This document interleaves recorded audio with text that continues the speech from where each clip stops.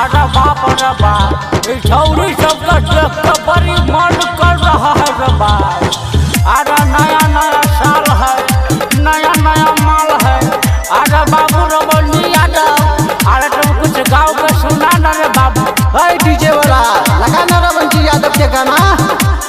सुना ना के जान हमर तू के दिया आगे लही के पगली सुन न्यू ईयर चुमल बनाया साल में अइहा पुआरा के डाल में चुमल बगोरे गाल में अइहा पुआरा के डाल में। सुना ना के जान हमर तू के दिया आगे लही के पगली सुन न्यू ईयर चुमल बनाया साल में अइहा पुआरा के डाल में चुमल बनाया साल में अइहा पुआरा के डाल में।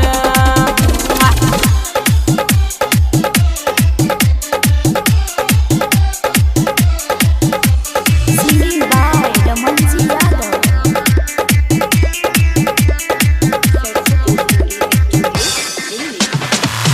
देवो नथी आगे कान के बाली गे पूरा सजई है तू होट के लाली गे आई फेल हो जतई सोना मर पाली गे आज न माला सुन तू हाली हाली गे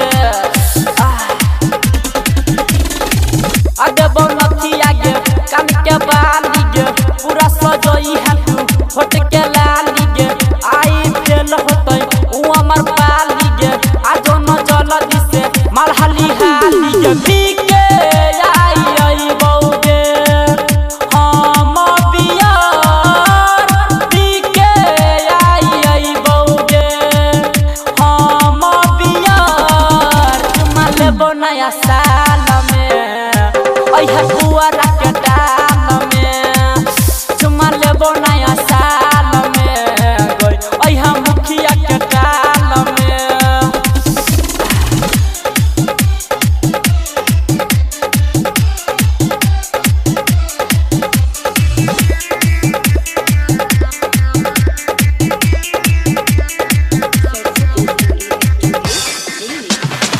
कहे बात पुरवाला कोई रदे बोगे ताला भरा तो पार्टी चलतो कोई न रोकेगा साला आना तू डांस कर ले तनी रोमांस कर ले भले पंसहिया छोड़ी बुक एडवांस कर ले।